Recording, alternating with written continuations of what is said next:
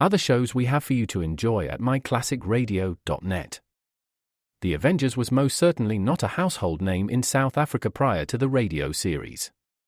With no national television service until 1976, the mechanism simply was not present in the country to show television programs to mass audiences. While many other countries reveled in the filmed adventures of John Steed and company, South Africa was not equipped to join in the fun. The series took Britain by storm and made a major impression in the American markets, being that greatest of rarities, a British series given a network transmission slot. However, as a filmed series, rather than a videotaped one, The Avengers was able to gain a modicum of exposure in South Africa through film rentals. Come and listen at myclassicradio.net.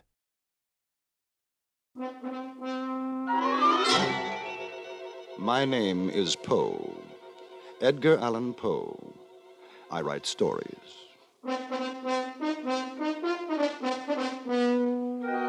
Charges have been brought against me by certain ignoramuses that I have never written a tale with a moral. By way of mitigating these ridiculous accusations, I offer the following unusual history, a history about whose moral there can be no question whatsoever. For you can see the moral in its very title, Never Bet the Devil Your Head. And note, please, that I do not bring in the lesson at the tag end of the fable, as others are wont to do. Very well, here then I denounce my critics and beg no favor other than your close attention.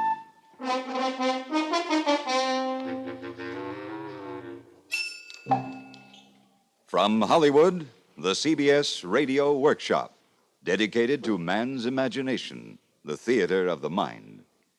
The world too long thought of Edgar Allan Poe as a dour misogynist who concerned himself with black cats, gold bugs, pits, pendulums, and murder. Few realize, and fewer would believe, that this man of gloom had a sense of humor.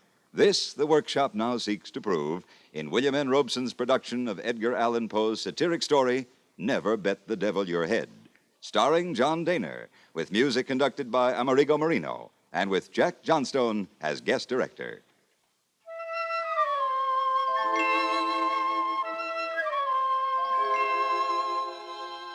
It is not my design to vituperate my deceased friend, Toby Dammit.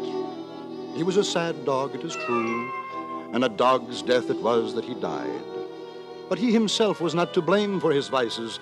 They grew out of a personal defect in his mother. I recall a conversation I had with her when Toby was a mere babe in arms. Duties to a well-regulated mind, Mr. Poe, are always pleasures.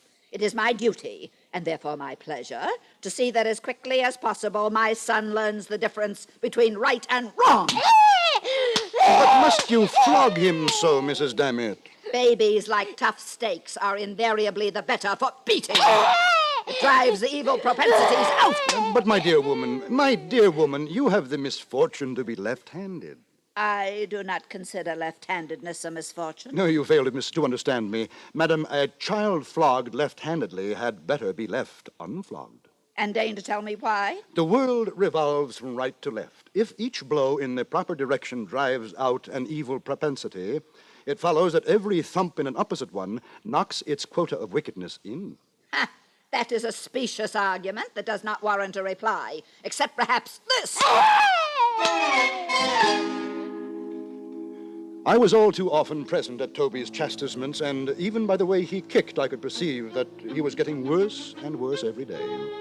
At last I saw, through tears in my eyes, that there was no hope for the villain at all, and one day when he had been cuffed until he grew black in the face, and no effect had been produced beyond that of making him wriggle himself into a fit, I could stand it no longer, but went down on my knees forthwith and, uplifting my voice, made a prophecy of his ruin. For the fact is that his precocity in vice was awful. At 5 months of age, he got into such passions that he was unable to articulate. At 6 months, I caught him gnawing at a pack of playing cards. At 7 months, he was in the constant habit of catching and kissing female babies. At 8 months, he peremptorily refused to put his signature to the temperance pledge. No. Thus he went on, increasing in iniquity month after month, year after year, until in his youth. Mama, it is my desire to wear mustaches, and furthermore, I'll bet I can grow them. By the bell, book, and candle, by Job's comforter, I'll bet I can.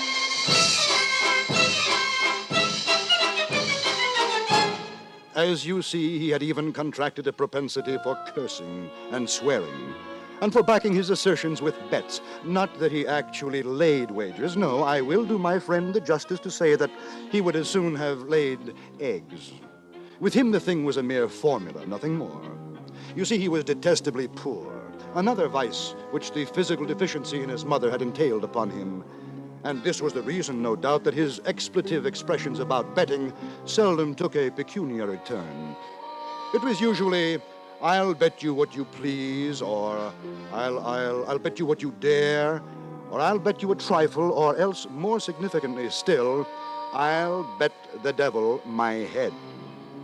At all events, through this most ungentlemanly practice, the ruin which I predicted for Toby Dammit overtook him at last. For indeed the fashion had grown with his growth and strengthened with his strength, to the point that when he finally came to be a man, he could hardly utter a sentence without interlarding it with a proposition to gamble. Devil me, Mr. Poe. It is and remains my contention that these United States shall serve as an arrow to the target of liberty.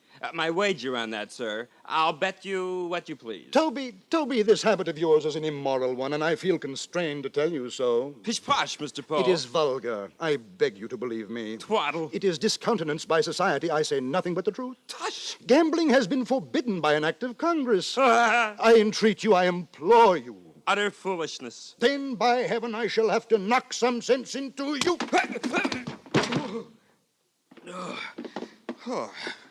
That, sir, was a dastardly thing to do. Should you venture to try such an experiment again, I shall necessarily return in kind, and you will rue the result. I'll bet the devil my head you will.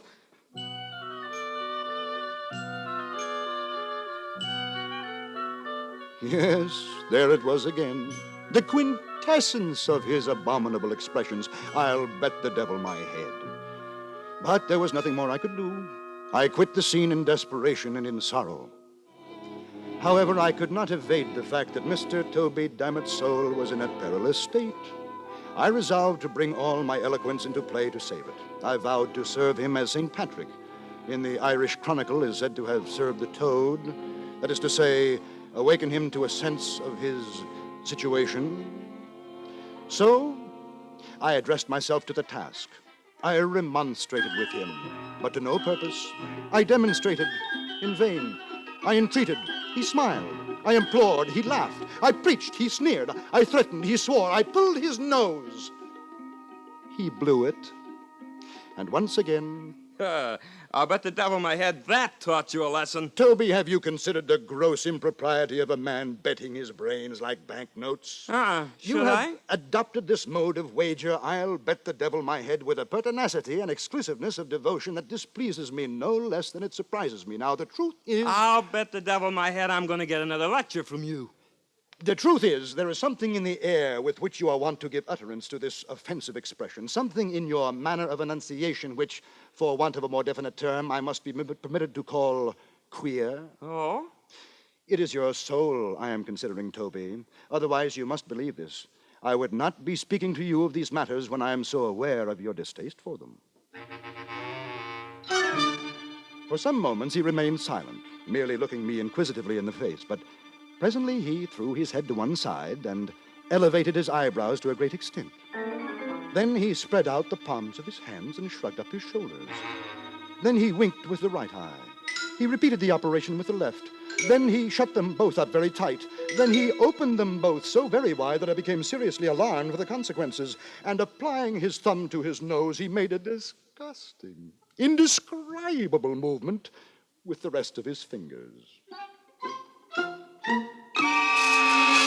Finally, setting his arms akimbo, he condescended to reply. Mr. Poe, I would be obliged to you if you would hold your tongue.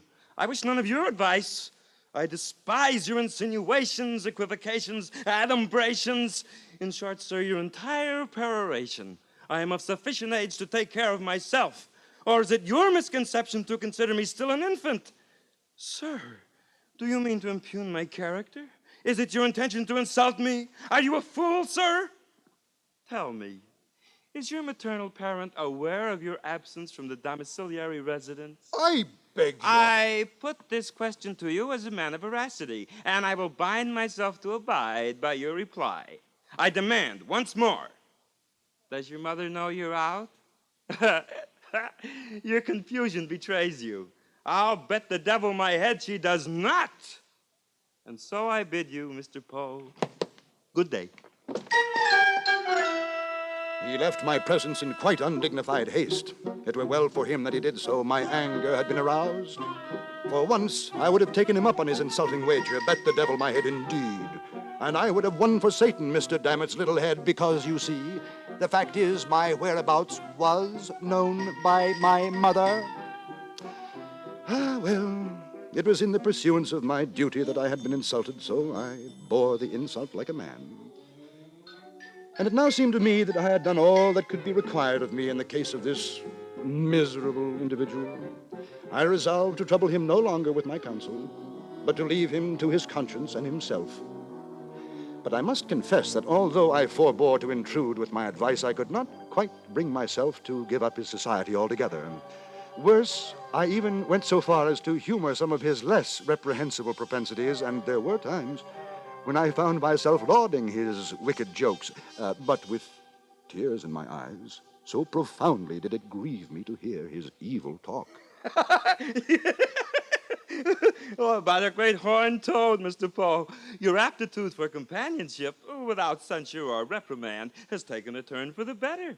It puts me in mind of the gentleman from New York, Mr. Greeley, who importuned a man of tender years to seek the western shores, remember? Yet, to my knowledge, never made the trek himself. Oh, yes. Unsought advice is like a woman left waiting at the church. Uncalled for. Well, perhaps. Zounds and hellions, sir. I'll bet the devil my head if you cannot agree on that. Well, all right, Toby.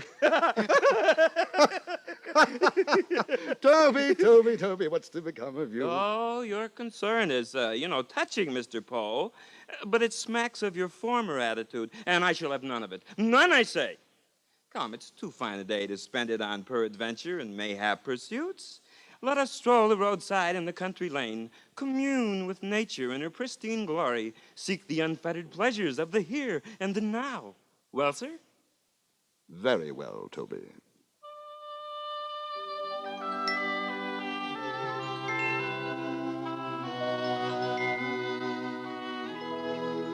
Thus it was that we strolled out together, arm in arm, our route leading us in the direction of a river.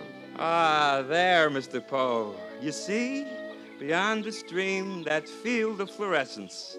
Would not the Roman goddess herself exclaim over its perfection? It is beautiful. Beautiful? By the sons of Saul, your words make a beggary of faultless grandeur.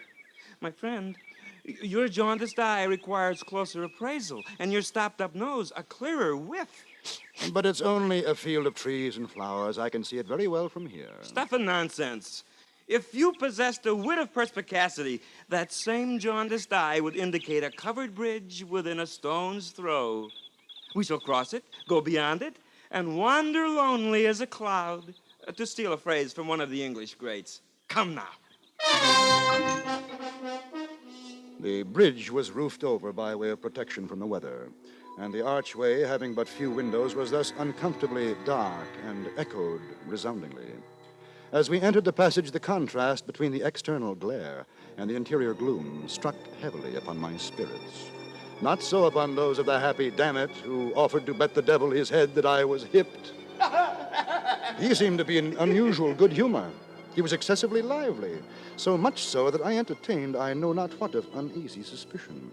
A certain species of austere Merry Andrewism seemed to beset my friend, and caused him to make quite a tomfool of himself. Ho, ho, ho! Edgar Allan Poe! Up here, on the railing. I'm a bird. I fly. Nothing would serve him but wriggling and skipping about under and over everything that came in his way, now shouting out and now lisping out all manner of odd little and big words. I really could not make up my mind whether to kick him or to pity him. Antediluvian transcendentalism! Whee! Anti-disestablishmentarianism! At length, having passed nearly across the bridge, we approached the termination of the footway when our progress was impeded by a turnstile of some height. Through this, I made my way quietly, but this turn would not serve the turn of Mr. Dammit. Hold. This mechanism, Mr. Poe. Are we cattle to be impeded in this manner? It's merely a turnstile. I passed through it without It's any... merely a turnstile. Well, me, I defy it. How can you defy an inanimate object? By leaping over it. Not only shall I leap over it, but I shall perform a buck and wing at the apex of my jump. Oh, but Toby, it's nearly 5 feet in height. A bagatelle. Ah, you're a braggadocio. You cannot do it, and you know you can't. No? I'll bet the devil my head I can. You hear me? I'll bet the devil my head. I was about to reply, notwithstanding my previous resolution, with some remonstrance against his impiety, when suddenly I heard, close at my elbow, a slight cough, which sounded very much like the ejaculation. Him. I started and looked about me in surprise. My glance at length fell into a nook in the framework of the bridge, and there upon the figure of a little old gentleman of, shall we say, venerable aspect, yes, and of reverend appearance, for he not only had on a full suit of black, but his shirt was perfectly clean, and the collar turned very neatly down over a white cravat, while his hair was parted in front like a girl's. His hands were clasped pensively together over his stomach, and his 2 eyes were carefully rolled up into the top of his head. Upon observing him more closely, I perceived that he wore a black silk apron over his small clothes, and this was a thing which I thought very odd. Before I had time to make any remark, however, upon so singular a circumstance, he interrupted me. To this second observation, I was not immediately prepared to reply. The fact is, remarks of this laconic nature are nearly unanswerable. I am not ashamed to say, therefore, that I turned to Mr. Toby Dammit for assistance. Dammit, what are you about? Don't you hear? The gentleman says, ahem. I looked sternly at my friend while I thus addressed him, for, to say the truth, I felt particularly puzzled. And when a man is particularly puzzled, he must knit his brows and look savage, else he looks like a fool. Toby, damn it! Although this sounded very much like an oath, believe me, nothing was further from my thoughts. Damn it!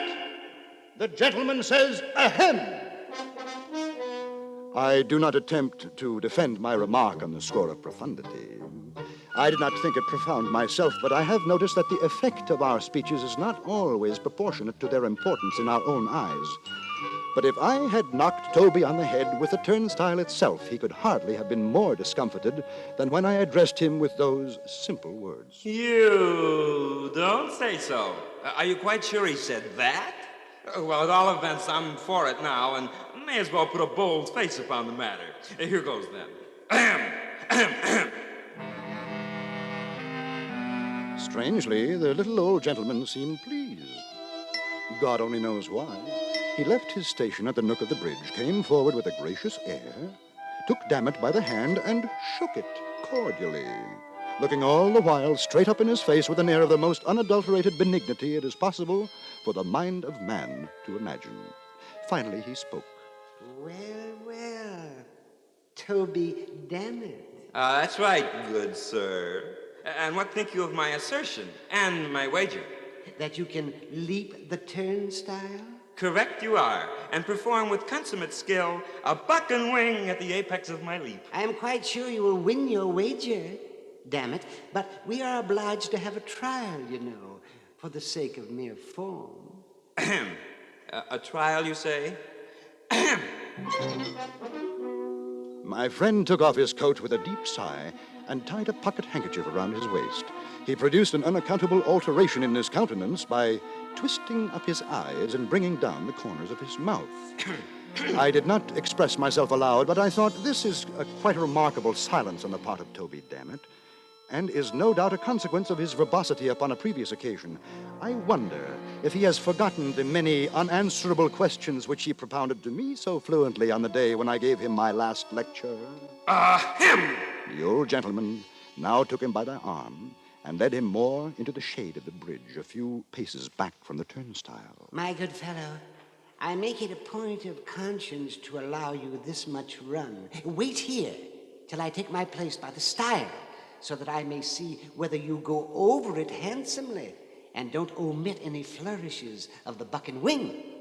A mere form, you know. I will say 1, 2, 3, and away! And mind you start at the word away. The little gentleman stood there a moment, looking quietly at Toby as though appraising him. Then he turned, walked away, and took his position by the stile.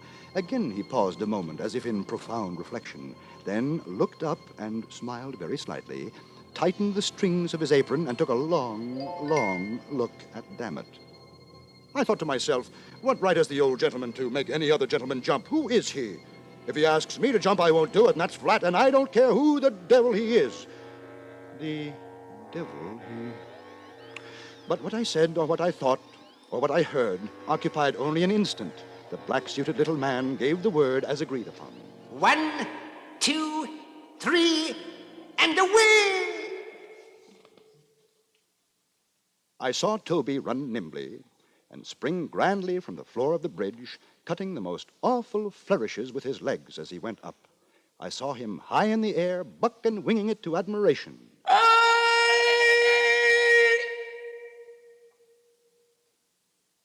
I thought it a singular thing that he did not continue to go over, but the whole leap was the affair of a moment. And before I had a chance to make any profound reflection, down came Mr. Dammit on the flat of his back, on the same side of the stile from which he had started. At the same instant, I saw the old gentleman running off at the top of his speed. But ere leaving us, he had caught and wrapped up in his apron something that fell heavily into it from the darkness of the arch just over the turnstile. At all this, I was much astonished, but I had no leisure to think, for Mr. Dammit lay particularly still, and I concluded that his feelings had been hurt and that he stood in need of my assistance.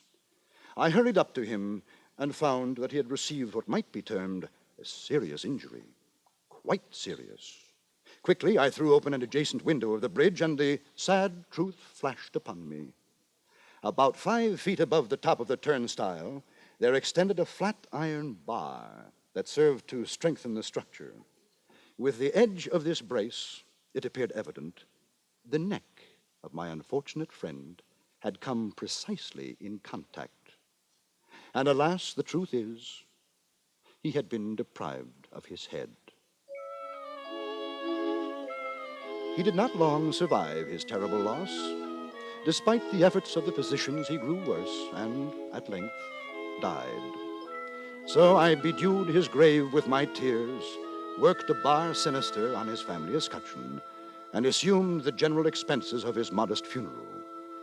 Exit Toby Dammit.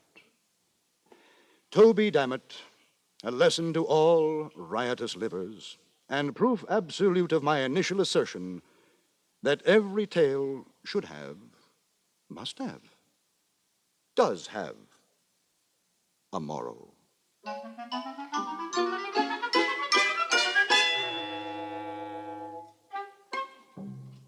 You have just heard John Daner in the CBS Radio Workshop's production of Never Bet the Devil Your Head, under the guest direction of Jack Johnstone. It was adapted for radio by Alan Botzer, with music composed and conducted by Amerigo Marino.